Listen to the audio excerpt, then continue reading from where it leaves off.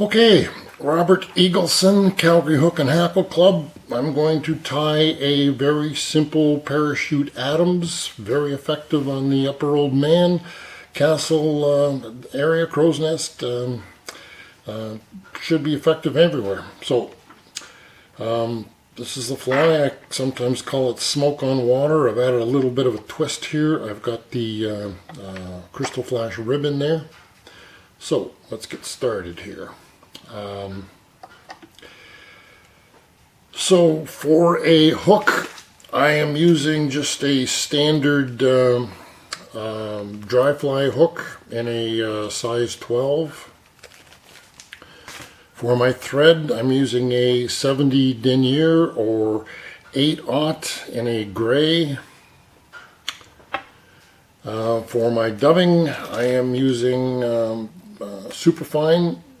I love superfine. It's very, very fine, very easy to use, and it's already treated with a water floatant. Works very well. For the wing, I am using a poly yarn. I like this. Again, it's cheap and very easy to use. Floats well, takes floatant well. Should mention for the tail, I'm using Moose Hawk. Very inexpensive, very durable, and works well for me. So we'll get started here. I will just put a size 12 standard dry fly hook in the vise. I'll take my 8/0 thread, give it a couple wraps. Clip the excess. I will find my Moose Hawk. I will take just a few 5, 6 hairs off the Moose Hawk. I will clean off a bunch of the fuzz. Now I like to use a very small hackle stacker just because I have a very small bunch of hair. Seems to work easier for me. So I'll drop those in,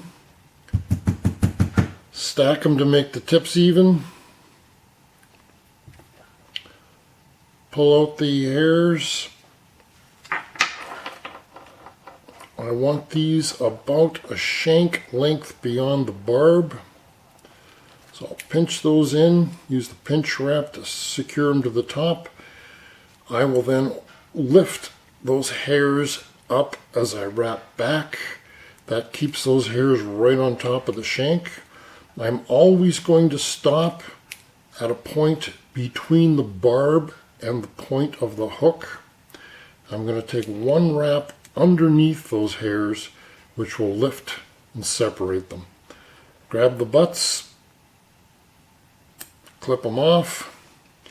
Then I'm going to bring my thread. Oh, I'm not going to bring my thread. I'm going to tie in my rib.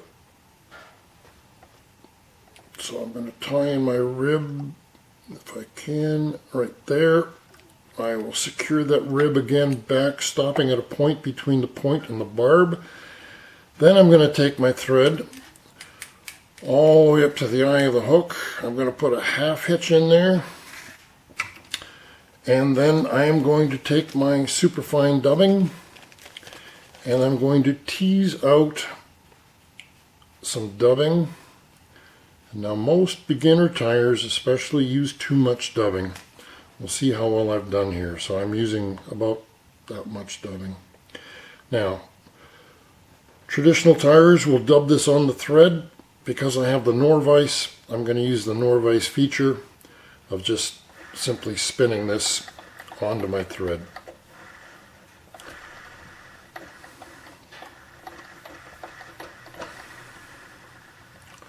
So then I will take my dubbing, I will move back to the bend of the hook, and I'm going to build a slight taper going forward And I'm going to stop about 3/4 of the way up there. Then I'm going to take my poly yarn, I'm going to split that, and I'm going to use about 1/3 of the strand. Oops, I forgot my rib. Just going to put a little bit of a half hitch there, and then I'm going to bring my rib forward. Nice even wraps. Secure the rib. Clip the excess. Now I'm going to bring my wing into play. 1/3 of a strand of the poly yarn. I'm going to bring it from underneath.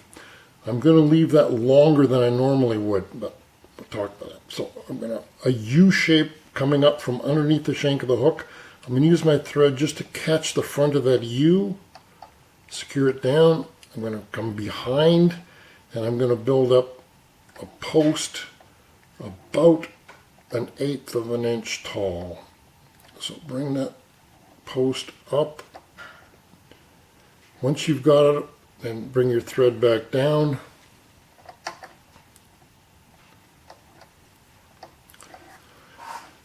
And let's put your thread in front of the wing.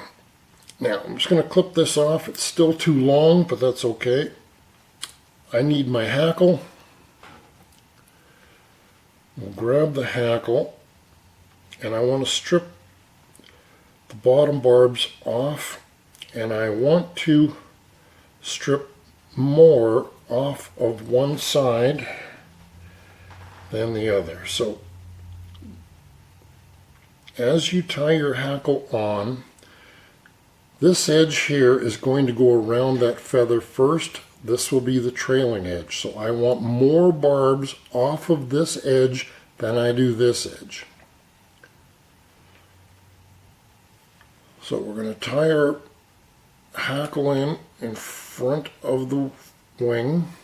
We're going to bring it back to the post, one wrap behind the post, then we're going to stand that hackle up, and we're going to tie it in up that post to the about 1/8 of an inch. Then bring your thread back down, and it's very important. Now, a little more dubbing. Traditional dub here this time. We're going to dub this on the thread.